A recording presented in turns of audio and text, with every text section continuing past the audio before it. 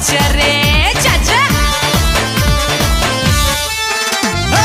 सुंदरी जिया जेते मारती लाइन मते रखी म पटा बाही भीतरे सपना देखती से